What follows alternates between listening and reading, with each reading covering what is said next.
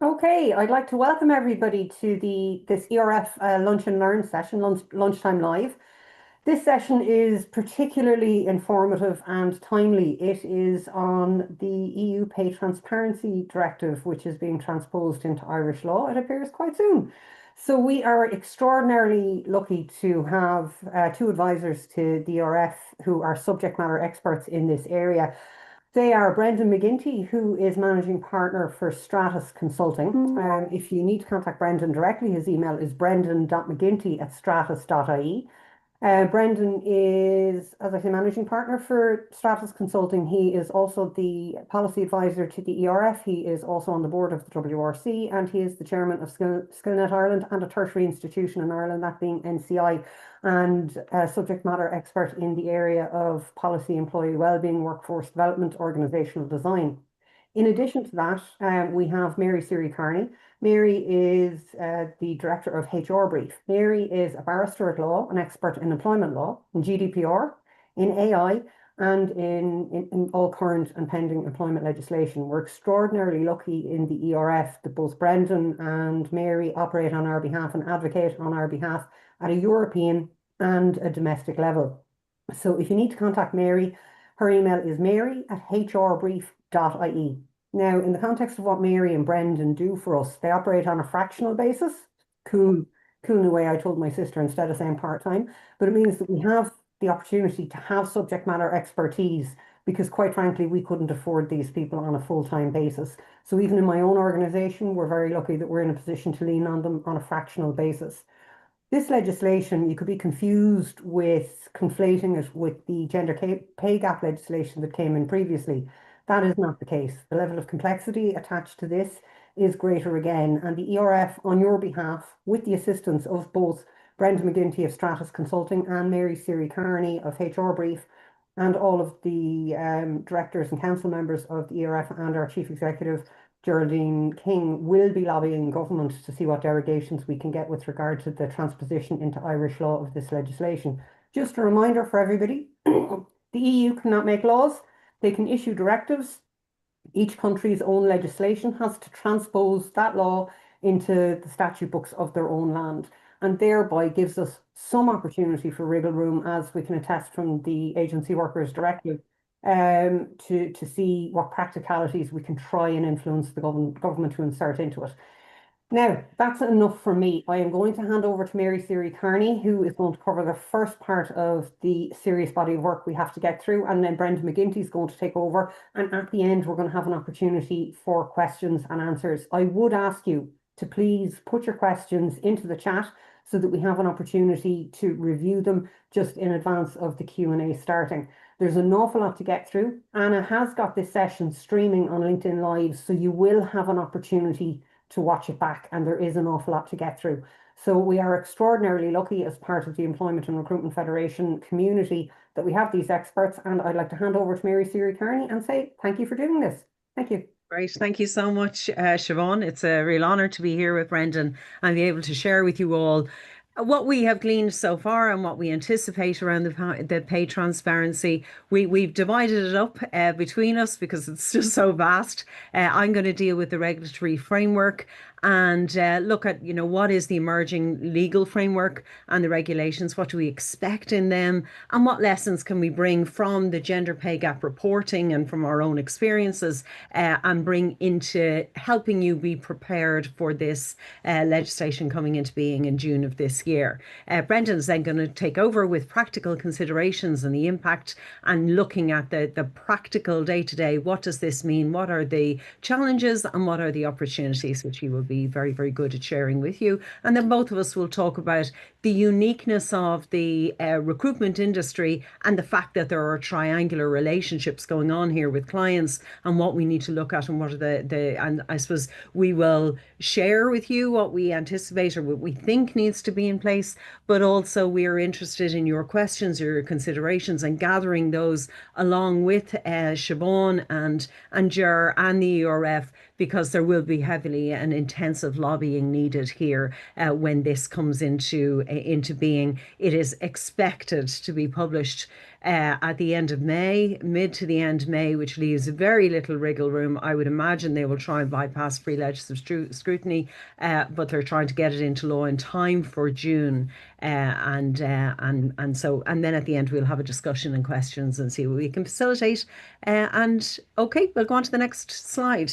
All right. So I suppose let's look at what law is already there. What have we already had a heads up on? And there are two pieces of legislation already in being for all of us, and that is the Gender Pay Gap Information Act and the Employment Equality Acts.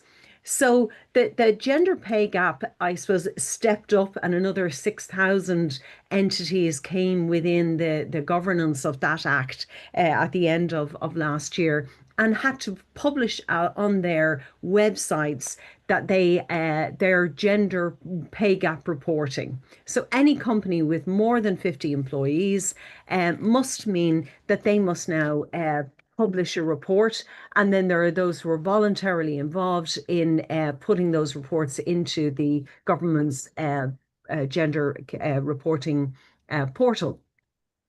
On it, I suppose, what are the things that the mandatory reporting is for 50 plus employees in your organization? The reporting has 20 headings that you must consider. And on those, there is the mean of the pay between men and women and how that's done. That is the average pay comparisons, looking at particularly categories and looking at pay gaps, bonus gaps. What are the I suppose the benefits in kind, all of that is considered within it. Then there is the median pay gaps, and that is if we take the range of the highest to the lowest in pay per hour of men, and then the highest to the lowest in pay of women, and then take the middle range and do a comparison on that. So that's what the median pay gap. And then there is also pay quartiles, and that is ranking all of the rates of pay in your business from high to low, dividing that into four groups: the highest 25%, the second highest 25%, the lowest 25%, and the second lowest 25%, and then doing an analysis of that, of what is the percentage of men in that, what is the percentage of women in that, and then you must create a narrative as part of that report, and that narrative must explain why are there pay gaps there. It must do a really thorough analysis of that, and then take actions or propose actions that you're going to address that, and to look at why is it the way it is, and try to understand that. Sometimes that is as simple as you're in a particular industry where, like tech, where I have seen it up close and personal, is in tech, where you just have more men graduating with tech qualifications, and so you're going to have disproportionately more men within that, and perhaps women are in different roles within those businesses. Similarly, I've done gender pay gap reporting for hospitals, and in that where you see differences come up that are maybe objectively justifiable or explainable. So just because the gap is there doesn't mean that it can't be engaged in the narrative. But that is already required under the Gender Pay Gap Information Act if you have more than 50 employees. Then looking at, I suppose, the other employment legislation that is there that looks at and for which action can be taken on discrimination is the Employment Equality Acts. And that has been there, since 1998. There has been a right that if there's a comparator, the employee can say, and can seek for like work. You need to look at, for like work, what is the comparison between men and women, where it is like work. And like work is work that is the same or similar in its nature. And then there's work of equal value, and that is where it's about an analysis of the skills, the physical or mental requirements, the level of responsibility involved, looking at the work conditions. And for that, you need to undertake a job evaluation study in order to do that kind of a comparison. Also, the Workplace Relations Commission on foot of a complaint and on the requirement of identifying a comparator, they can appoint an equality officer to carry out an investigation. So those two pieces of legislation are there, and they are powerful, and they have powerful reporting, and I suppose manipulation of your own current data is there and present. They're there. The directive will make a significant shift upwards in terms of responsibilities from there, and it will be a game changer. So as we look through where are we at? Well, first of all, June 2026 is when the directive will be 3 years on from its original adaptation in 2023. And so it comes into being in Irish law, but it must be transposed into Irish law otherwise the Irish government is in violation of their responsibilities under the directive. It says that it divides down and it has an incremental effect. And the incremental effect is that over a number of years, depending on your number of employees, you will come within that reporting remit or not, as the case may be.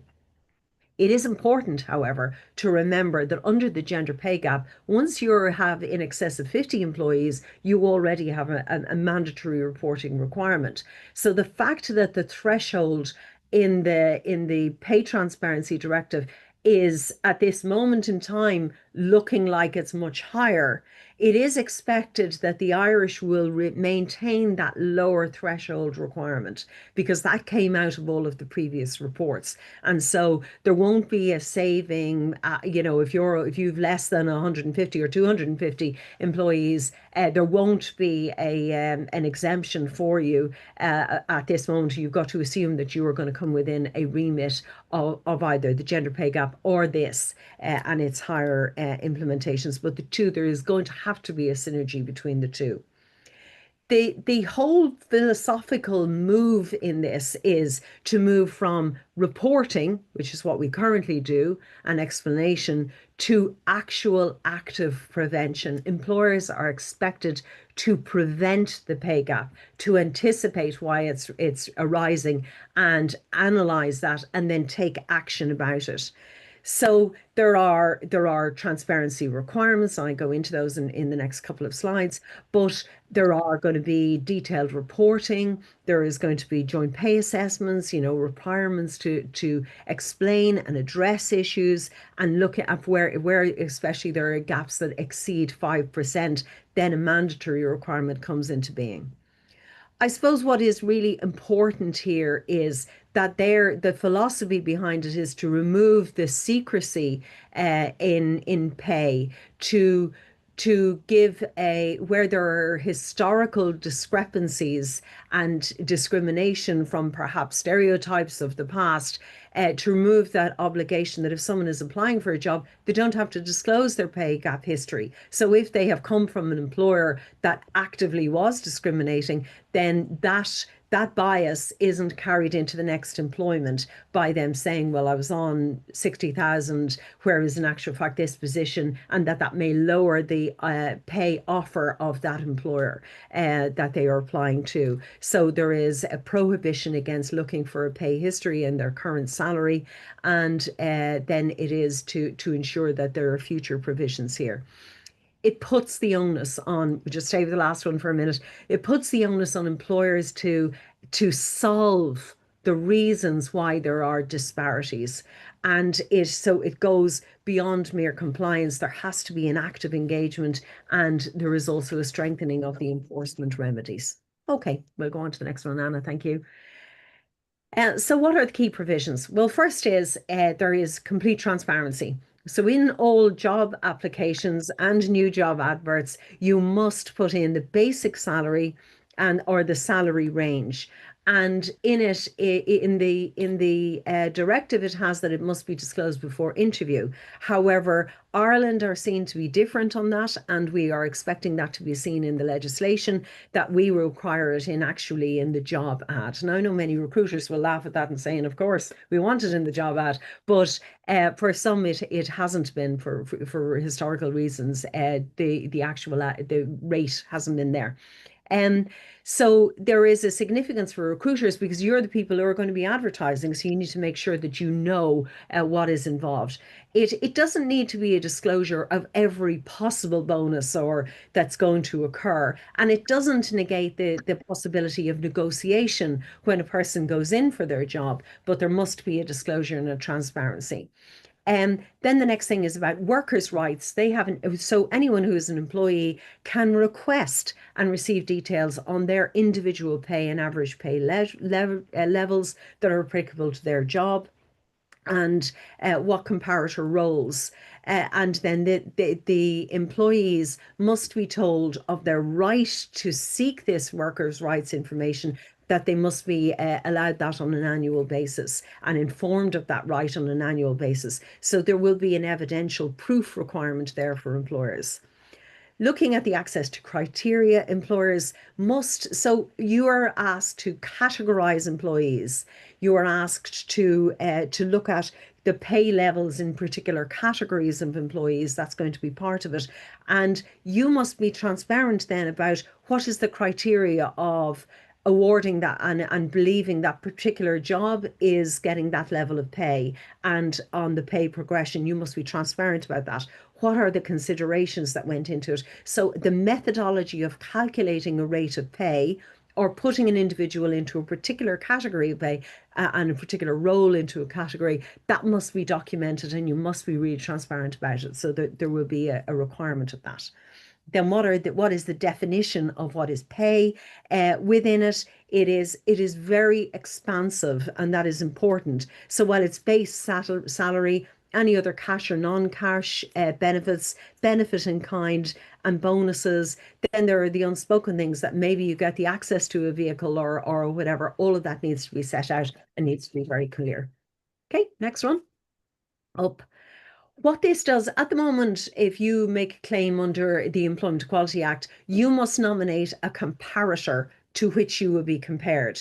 And for a discrimination or indirect discrimination, the employee must do that. This pay directive shifts that burden of proof onto the employer.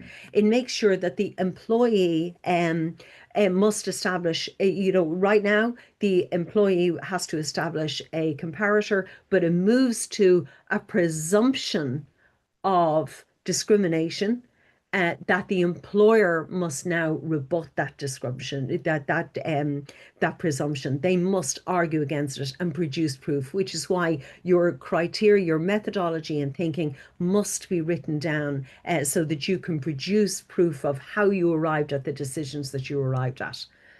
And it's a significant change in this because non-compliance with it will give rise to a presumption of discrimination.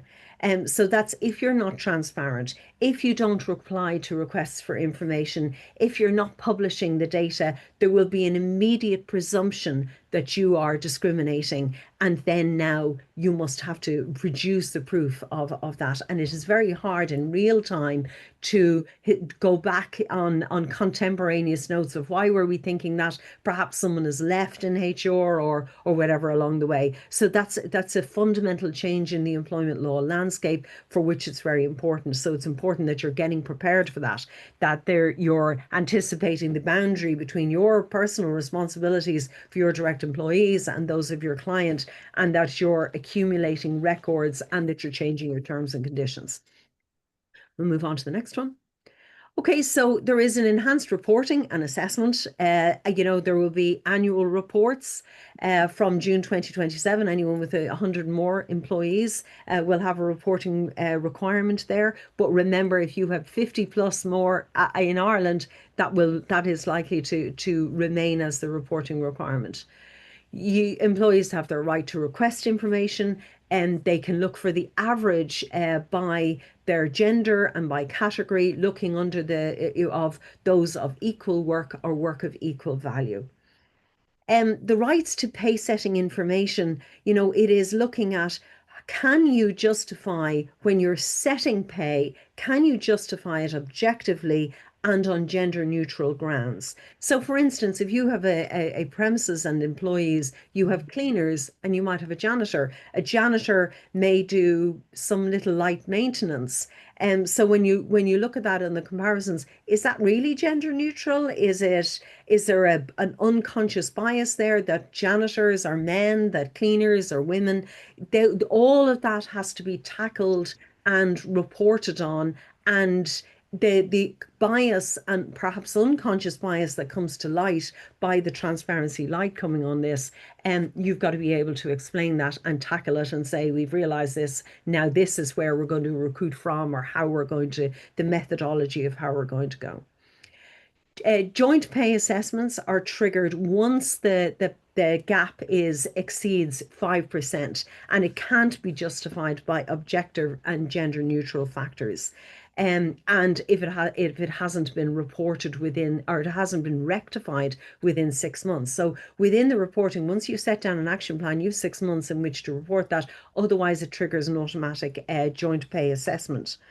So it must be the report must be available, and the assessment journey must be available to all employees. There must be a gap analysis within it, and there must be an action plan that looks at each of how you're going to tackle that with timelines on that action plan.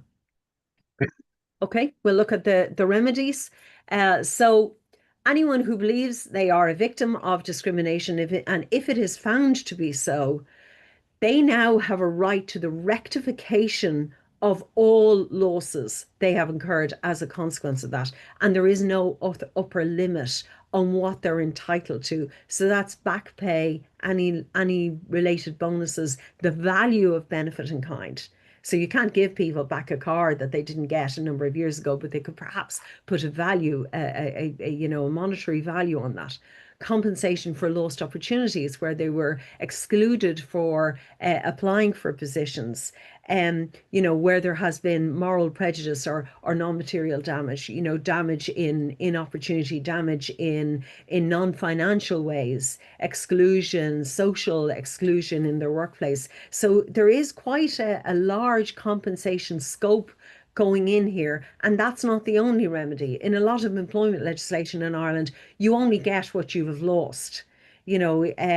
However, in this there is also the member states are obliged for a penalization package to be put on the actual employer. The member states are encouraged to link fines to the employer's turnover and payroll. They also can put in corrective orders demanding and requiring organizational change. And where there are repeat or serious breaches, the advisory to member states is to impose higher fines, exclusion from public contracts, and the possibility of tendering, as well as financial penalties. It has to be effective, proportionate, and dissuasive. And the dissuasive is the important bit, because I can see that as being legal challenges in the future. So what are the lessons that we have learned from the gender pay gap reporting? From my perspective, data is everything here. When we have 20 mandatory metrics that must be met under the gender pay gap reporting. Now, some of them are duplicates of each other or various permutations of each other. But at the same time, if you have your house in order, getting ready for that, then you are a long way down the route of being ready for the pay transparency. But it is about making sure that you have the employees correctly classified. That how are you doing their rate calculations? What have I seen? I've seen terrible mistakes in. When by the time I'm brought in to advise on gender pay gap reporting, I see that, for instance, some people have, and I have that, sorry, I have that on the next slide. I'll deal with it in the next slide. So making sure that you're recruiting to gender, looking at what can you put in place if you're seeing a shortage. And there are opportunities there for employment agencies to provide that service of showing they're diversifying the offerings. So in the narrative statement, when you are explaining why there is a gap, it is perhaps that now you can look at new places to advertise jobs, new areas to go in partnership with agencies where you can look at what where you can look at new sources of bringing in the particular gender deficit that isn't there or that is there in place. So in that you need to be generating empirical evidence of where you are combating that gender gap. I suppose a lot have been caught off guard when they were brought within the gender pay gap. So it is important that when that came in, they were shocked that they were 50 staff and suddenly they had to comply with this. Waiting for the legislation to come in is no use. Waiting for the portal to open last year put a huge stampede on people for the end of the year to make sure that they have the report on their website in line with their requirements. Just my last slide there is the next one. No, back, previous. Okay, so gender specific challenges, there are going to be ones for employment agencies, for seasonal businesses, where you have people in multiple sites across the country, people on short-term assignments versus people who are on your books as employees, but they're maybe not currently placed or they're between assignments. So they're the sort of things that for gender pay gap we've been looking at, and I've been looking at with employers who both use agencies and have people across different sites across the country. And there may be requirements. Somebody in Dublin maybe will get a particular increment for living in Dublin. In this, I suppose it does expose, and we will go into that later, of where agencies aren't in control of rates of pay. Calculation errors that I have come across when I've been brought in to do gender pay gapping is and reports is where they maybe a worker who has only been an employee who's only been there for 6 or 7 months, that their rate of pay was generalized over 12 months, and that was taken as the 12-month payment rate. And so the rate of pay per hour then was far less when it came to comparisons.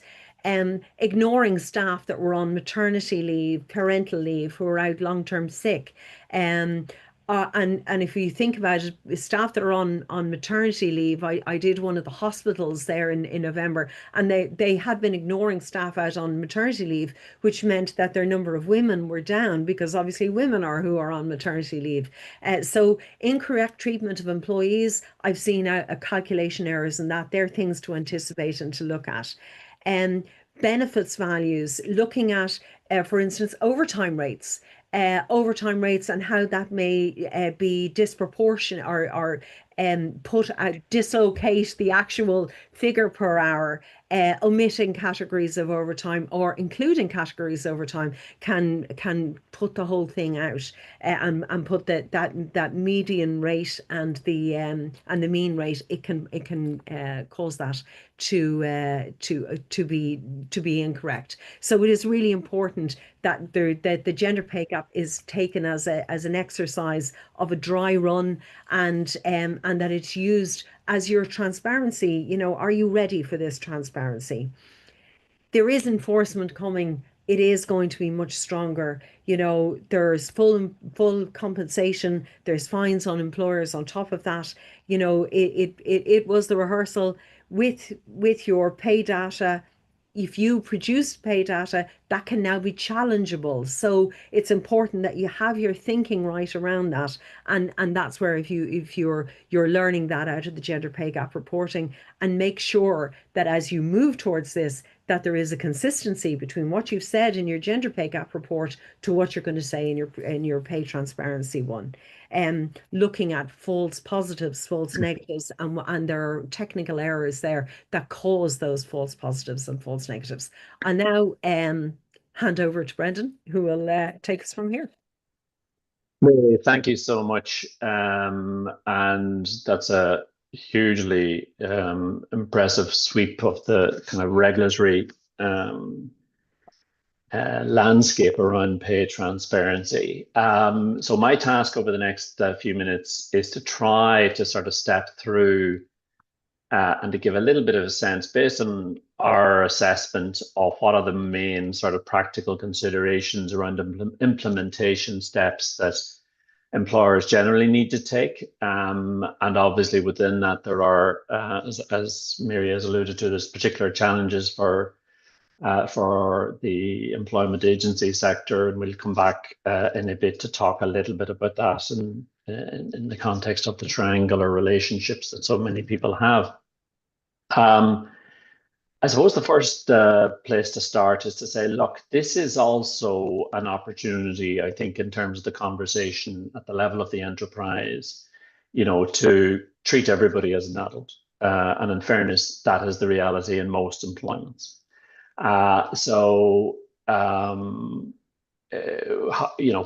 that mean? That means really, I suppose, about seeing this as an opportunity to invest, I suppose, more in more of a culture really of openness, moving away, as Mary has indicated, being at the core of this proposed legislation, moving away from any sense of pay secrecy, instilling some confidence that people are obviously paid fairly and equitably, both internally and competitively vis-a-vis the market, of course, for the work that they do. Of course, you also are looking to avoid or at least mitigate any kind of obvious legal or reputational risk issues that might arise.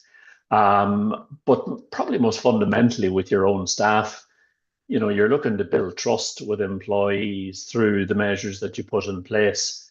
And most businesses and most employers want to be in that space. So I suppose a starting point for me in this conversation is to say, notwithstanding there is a regulatory burden here. There are a range of challenges to be addressed and compliance issues to be adhered to. But this is also a big opportunity for businesses if they approach it in the right way. Because if you think about it, I think if an organization is willing to be transparent about pay, it's more likely to be reaffirming for staff in terms of how they perceive the employer, that you're compensating people fairly and managing performance issues in that context too, and rewarding performance obviously more consistently. And of course, in the world of work that we all have to navigate today, with the generational profile that we have, the reality is, in any event, I think transparency is happening. If not by design, by accident to some extent, where really from the bottom up, younger generations of staff are more openly inclined to talk about their pay details and share those with colleagues in any event. So in some respects, I suppose you might say that the pay transparency agenda is a bit of an affirmation, I think, of what's going on almost at generational level in terms of what's being experienced in a lot of workplaces in any event. But I think the reality of this being adopted does mean that it's going to force a conversation about the relative value of different roles. Yes, it does mean that people will want to challenge the rationale of maybe what it is they're being paid and why.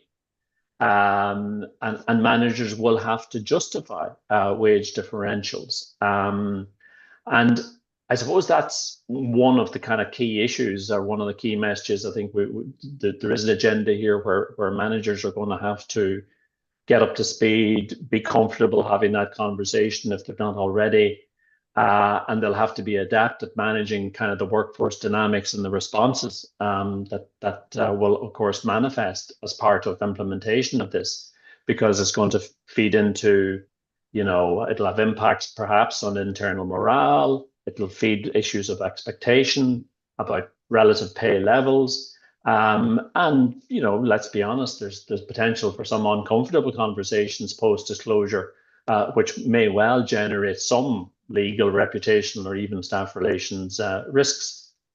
But on the other side of that, it also, I think, is an opportunity to clarify behaviors and for the business to be clear about what outcomes it's rewarding in terms of its organizational philosophy through how it administers pay, how it decides pay levels, and how it rewards pay for performance. And look, unfortunately, yes, there is an administrative burden and a cost, of course, that's going to come with that. I think in reality, that's probably more significant over the first 18 months as people step through this. And we navigate full implementation. And look, unfortunately, there is the potential that could be more acute for agencies, depending on how the legislation ultimately comes into being, especially for those, if agencies end up holding a compliance responsibility under the legislation, maybe for those in short-term contracts or whatever, who are with a user company. But look, we'll come back and talk about that. Just to move on, Anna. So I suppose with the Irish legislation still pending, I think it really is about taking the opportunity to be proactive. So what does that mean? I think it is about developing a pay transparency policy, turning what is ostensibly a compliance kind of agenda into one where you're deliberately being responsive. You're creating or where you're being responsive to one where you're actually saying, look, this is a source for our business to maybe build a competitive advantage. But while that might be your ambition, I think the first thing to be absolutely clear about, I think, is to better understand where you are and what you have. Recognizing that you may well have compliance gaps, because in the real world of work, there will be issues. There are legacy issues as to why pay might be, where it's at and for particular reasons. And I think by having that level of understanding about where you're currently at, you're also, already on the journey of helping to ensure that you're preempting future disputes. We would argue, look, the smart thing to do here is to start providing information proactively, even prior to the legislation coming into being. Because the reality is, we probably know 85 or 90% of what's going to be coming. So it makes no sense to be sitting on your hands and waiting and hoping that I'm going to be exempt or whatever. That's not the reality. This is coming. It needs to be faced. It needs to be dealt with, and we can do it proactively. I think as part of demonstrating that we have a transparent or fair process, there's obviously a big opportunity, as I've said at the outset here, to boost the level of employee trust that it has in the leadership of an organization. But to do that, really to emphasize a point that Mary made indeed at the outset, which was that that needs to be supported by a lot of data, a lot of, having a clear data-driven strategy that allows you to report, obviously, ultimately in line with the requirements that the legislation will bring.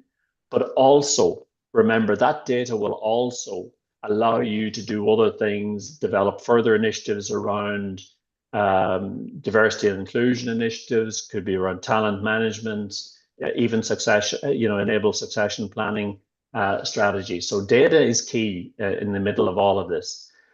In addition to that, that has to be, I think, supported by a very clear communication plan where we're also preparing managers. And I think that's a big issue, a big opportunity and a challenge, by helping managers, educating them on the organization's pathway to compliance, how we want to approach certain issues around our pay philosophy and explaining that, and seizing the opportunity to deal with questions from employees. We know that will lead to obviously better trust in the organization's pay policy. Because if you think about it, what's the alternative? The alternative is a recipe really for misinformation, divisiveness, and that ultimately is going to undermine engagement and your organizational culture. And I suppose to call out the obvious, which is leadership is key. There needs to be a clear articulation of the priority that's attached to this by the leadership in the organization, with visibility, sincerity, and commitment. Just to move on, Anna. So a couple of just to group a few issues together, if I may. just to give you a sense, I suppose, for maybe to build out a bit of an implementation strategy around this. So really, this is kind of a three-phased approach.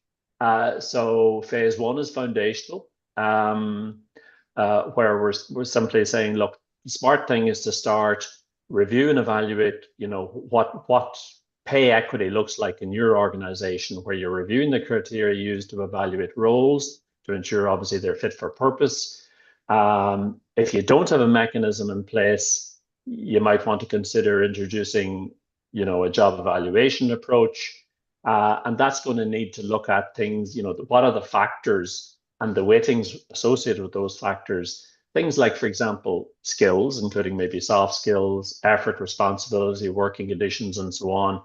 And any other objective kind of criteria that's relevant to a particular job or position that you may need to justify. What are the correct categories in grading across the organization that will allow you to report then by category when you have to report?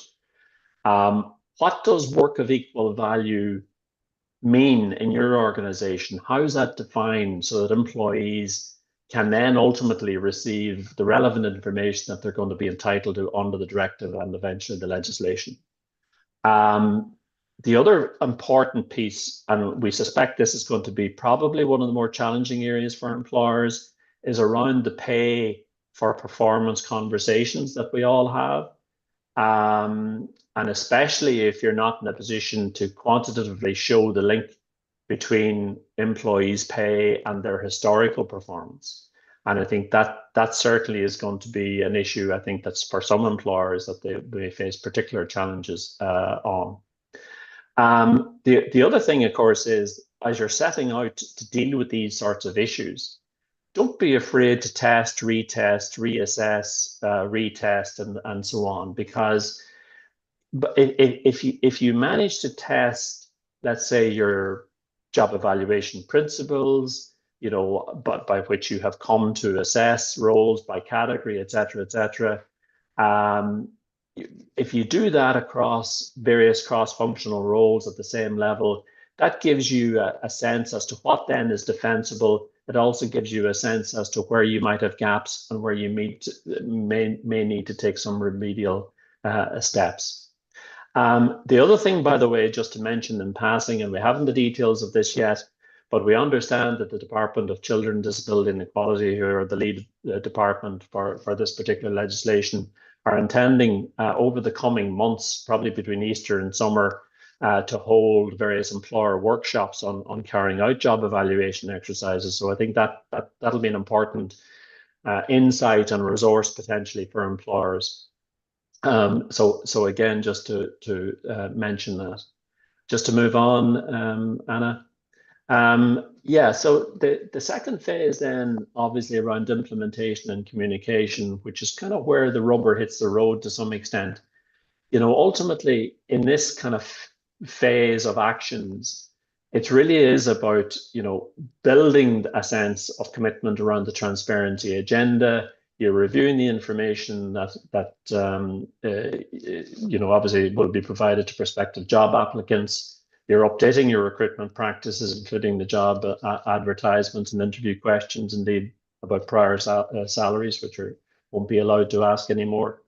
And obviously, notwithstanding guidance and so on, it's really important that managers understand and are reminded of what it is that they can or cannot ask in that respect. You can't do that often enough in my book. But ultimately, I think there's also the need, especially where there's a lot of recruitment happening, to what extent can some of these changes be systemized through, your HR information systems, your talent management platforms, and so on. And you'll also need robust data and reporting capability that allows you ultimately, of course, to justify pay policy and practice. And that has to be on a dynamic rolling basis. This isn't just a one-time only event where we just have to tick a box once a year. You're going to have to be able to deal with this on a rolling dynamic basis, month by month, because queries and issues that might come in not least obviously from staff, may well occur on that basis as well. So you're going to have to justify a lot of this in real time. So assessing the capacity of your data and information systems to respond to the information requests that are going to come from staff within the expected kind of 2-month time frame, that's obviously going to be important. And preparing your managers for how they're going to deal with those information requests, and the process by which all of those get dealt with obviously is hugely important. On pay communications, and I think this needs to be really emphasized, there's a need to shift any lazy narrative that might have existed in an organization from subjective to objective. And what I mean by that is, legacy references of saying he or she, was working really hard and therefore that's why they got a 5% pay increase or whatever. That's really not going to cut it. Instead, like, the pay conversation needs to be grounded like in measurable outcomes. So rather than saying somebody says, well, they deserved it because they worked hard, it's about, well, the person, they increased sales by 20%, while the team average was 10% or whatever. So that's why the raise was higher. So it's about, objectivity in the conversation, rather than avoiding this kind of very loose subjective language, which ultimately runs the risk of getting you into trouble. Now, pay for performance, of course, an important issue. That's a reality of life as in the world of work, as we know. Obviously, that will continue and be allowed. That doesn't change any of that. But the rules of the game must be the same, obviously, for everybody. And then just to move on, Anna, to phase 3, as I would see it, it's really about saying, look, how do we embed all of this, and how do we involve the pay transparency so that it becomes symbiotic of, and part of your people culture? And how can it actually, how can pay transparency contribute or even inform other things that you want to do in terms of your maybe diversity and inclusion agenda or your ESG agenda, as the case may be, and how can you use this to best position reviews of pay equity just to be part of your normal compensation cycle that you have maybe year to year as part of the engagement in the business. And again, to stress this point, it's not a one-time event. It has to be about a multi-year action program, because I think in reality this is what most organizations will be doing, and prospective employees coming to an organization to work and to earn a living will most likely expect that to be the case. It probably does fit into the category of being akin to informing a wider transformation of people policies and procedures around the transparency agenda. And as you step through this, I think it's important to emphasize there is going to be, a lot of guidance, an evolving body of practice, not least obviously because of jurisprudence that will emerge. And again, that's something to keep a close eye on.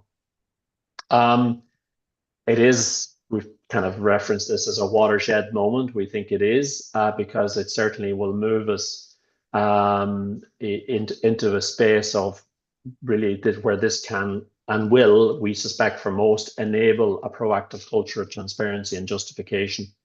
And I think if that's met by a genuine and positive mindset by the employer, I think that is absolutely the way to go. Again, there's no need to wait. I think it is about being about our business here.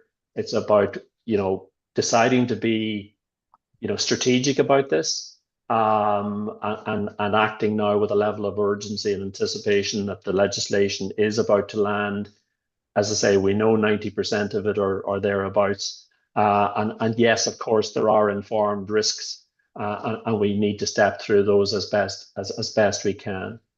And I think for those organizations that will do best in this landscape, it will be those who see this as being not just about compliance, okay, and see it really as a source of enablement about transparency, improving our culture, improving the conversations and the engagement conversations we have, and using it as an opportunity to enhance brand and where we can, obviously, to secure some competitive talent advantage. One issue just to mention, which is a bit tricky, is on the issue of worker representation. I think, I mean, as Mary has mentioned, there's the potential for this thing called joint pay assessments, where the gender pay gap is more than 5%. And where that occurs, there's an obligation to engage with worker representatives in the organization. And we don't have a definition of that, what that means. That may be more of an issue for organizations who don't have trade unions or who have a direct engagement culture. But obviously that's going to be a very tricky and sensitive issue, I think, depending on how the legislation ultimately lands. But where you have worker representatives, I think there's an obligation here on the employer to be proactive, to make sure that they are properly trained, especially in the context of what the Pay Transparency Directive is about and what it's not about, and making sure that they properly understand statistics and pay data. And then I suppose just a final one for me is to say, look, we also need to know and anticipate, look, information is going to be more readily available here generally around pay in organizations, both to workers and the representatives. And therefore, look, that also creates opportunities for trade unions, maybe to pursue their own agenda around representation, workers' rights more generally, and so on. So there's some collateral implications here that may travel with pay transparency that people just need to be alert to. There's obviously the risk of claims, yes, even if they're maybe unjustified. And, you know, the whole sort of, to the extent to which they become known about or that they have to be litigated, etc., some of that can be undermining of a teams-based culture where you've maybe tried to invest in that over the years. And again, look, there's the opportunity, or certainly over the first 18 months, there will be some tire kicking, I think, by people and organizations who maybe see this as an opportunity to raise issues or ask, you know, tangential questions about pay matters that, you know, may not be relevant at all to the core issues under pay transparency, but still will have to be dealt with. So that unfortunately will be part of the landscape that we just need to anticipate. And of course, associated with that, there will be some heightened employment relations or compliance risks.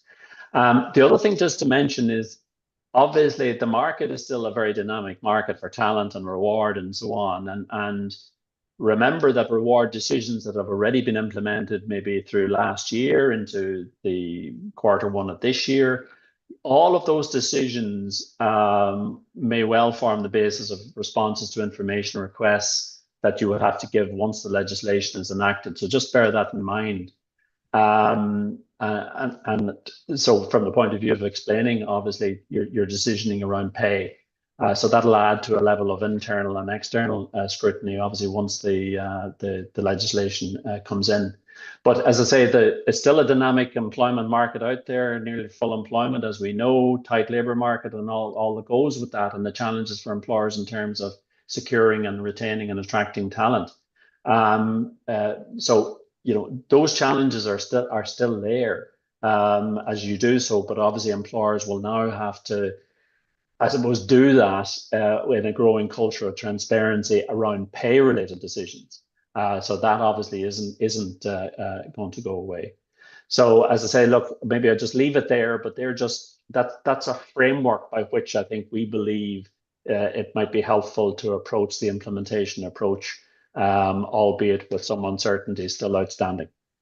Thanks a million, Brendan, and thanks a million, Mary. Just as an agency kind of owner director, I have some observations and some questions. So I'm going to aggregate them because Mary, thank you very much, has answered an awful lot of the questions already posed in the chat and the Q&A while you were under pressure, Brendan. Thank you very much. One of the things that I would say, just as initially there's a fear factor with this, but I would also say we came through the Agency Workers Directive, we got the transposition into Irish law, the derogation allowed for us, once we had asked the client for the rate of pay, that we could take what they gave us at face value. Now, remarkably, how many years on, nearly 14 years on, we still have an issue in terms of the difference between that derogation in the UK and Ireland, and Irish recruitment agencies dealing with both UK RPOs and dealing with UK clients. So it is really, really important that once it's transposed into Irish law, we as agency directors understand the differences between the jurisdictions so that we can educate our clients.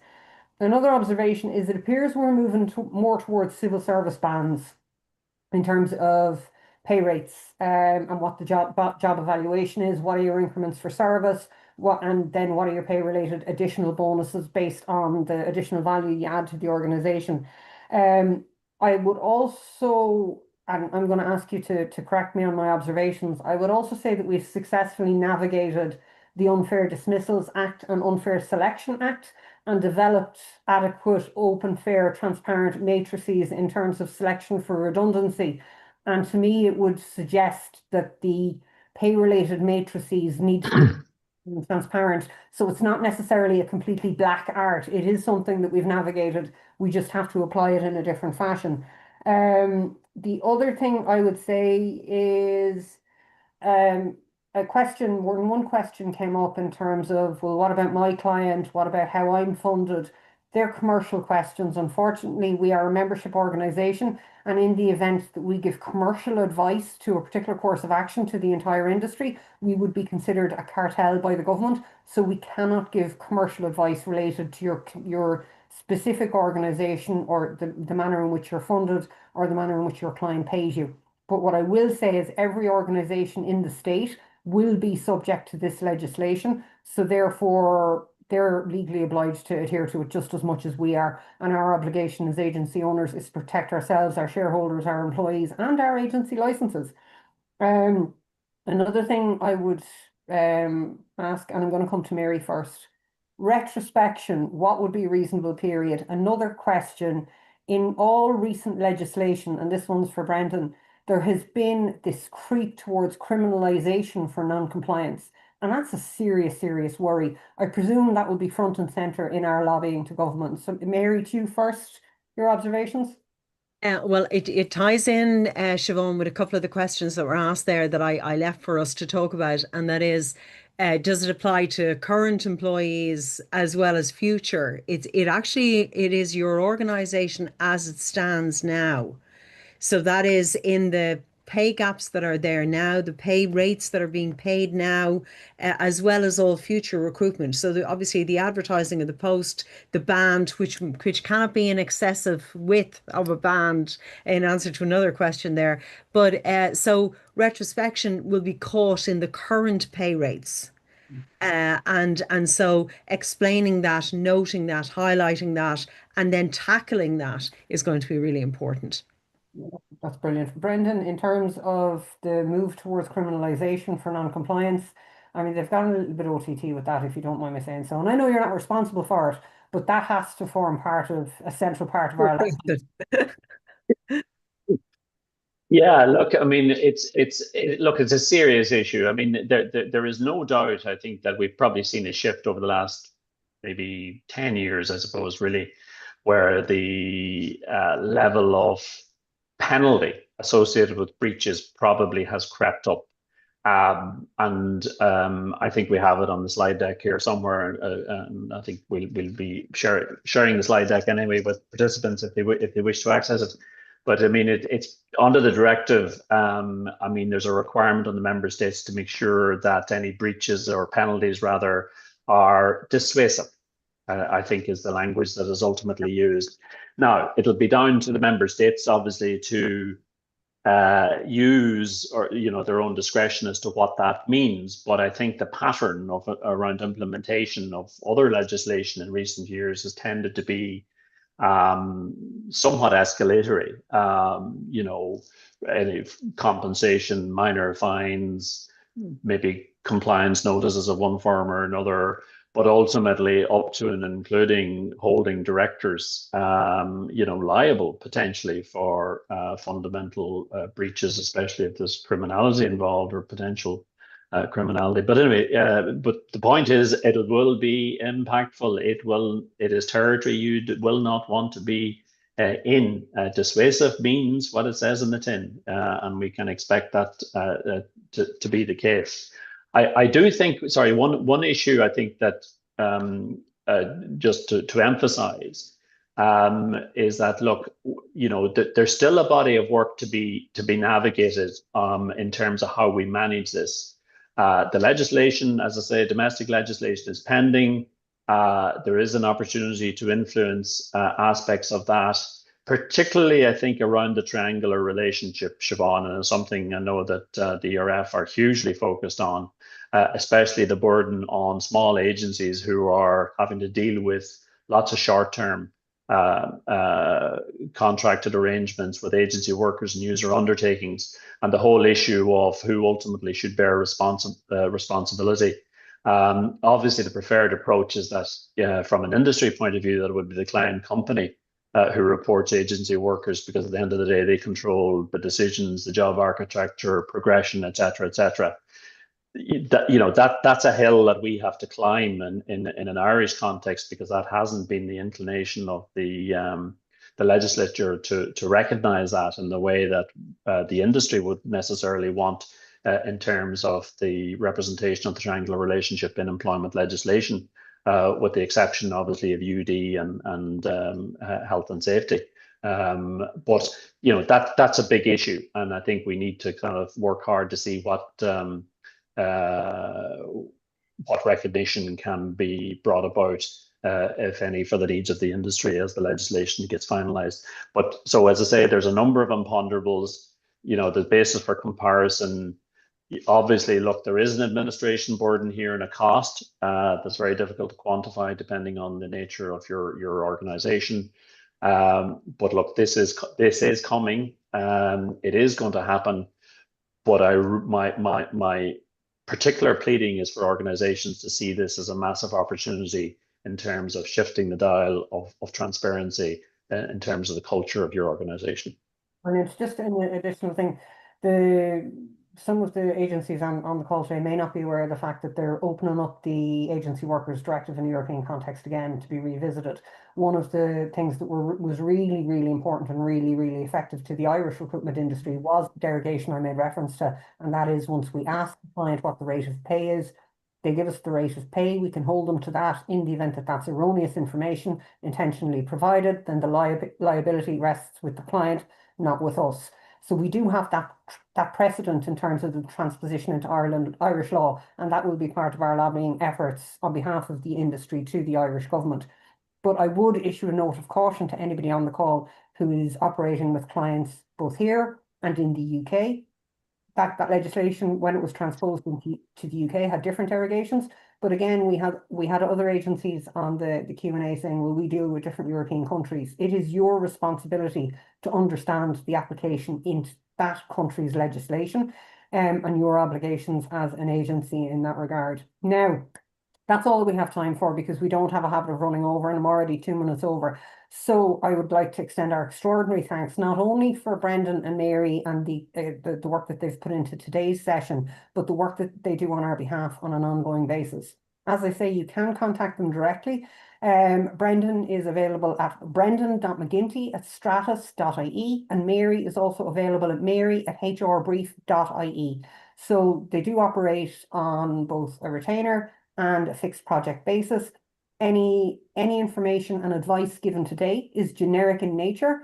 In the event that you need specific advice and direction for your organisation, you must enter into a contract with either party in the event that you want to rely on that information as a defence at any point in the future. Mary and Brendan, as part of the work on behalf of the industry and the ERF, will be front and central to our lobbying of government on this issue on your behalf. And we will keep you abreast of any further information as it arises, and we will be doing further sessions in the future as more information comes to pass. Brendan, Mary, extraordinary thanks. That was hugely informative.